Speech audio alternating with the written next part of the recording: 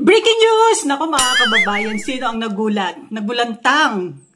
Hindi makapaniwala sa mga nangyari kahapon mga kababayan. Linggong-linggo may nagwawalang isang matandang Rowena Guanzon. Naku, talagang idolo niya ang kanyang amo mga kababayan. Nawala ang value. Nawala ang class ng Rolex at Gucci kahapon mga kababayan. Diyos ko, kasalanan to ng ubo na may kasamang dahak. Yak kadiri.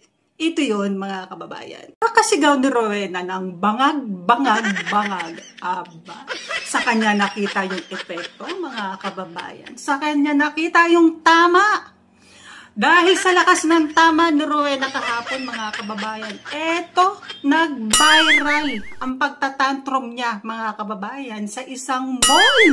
Walang pinagkaiba sa kanyang boss mga kababayan, sa kanyang iniidolong si BP Sara mga kababayan. Ang sabi, siya daw ang binabastos. Pero ang totoo mga kababayan, siya pala talaga ang nambastos kahit kinakausap naman siya ng mahinahon. Usap-usapan na hindi raw ito yung unang pagkakataon na nanggulo sa public itong si Rowena Guanzon mga kababayan.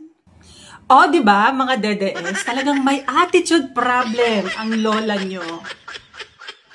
At ito pa, sabi ng puting pusa ko, mga kababayan, mukhang poor publicity lang ito ni Rowena Guanzon para ma-expose siya sa media, mga kababayan. Kasi hindi kasi siya relevant. Kaya nagpapapansin sa publiko ang lola nyong si Rowena Guanzon.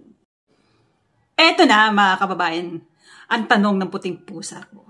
Ano daw ang pinagkaiba ni Rowena Guanzon kay BP Sara? Ang sagot ko, it's atay. Parehong may tama. Kasi kung naaalala nyo mga kababayan, nagwala din itong si Vice President Inday Sara sa public video niya na pinagmumura niya ang ating presidenteng si PBBM mga kababayan. O si Ferdinand Marcos Jr. pinagmumura at gusto pang patayin. O, di ba? It's atay talaga ang tama. Walang pinagkaiba. Yung sumisigaw ng bangag-bangag. O ano? Nasa inyo ang tama. Magandang epekto. Laging nagwawala. Walang pinagkaiba. Mga bastos mga kababayan. Nakakahiya.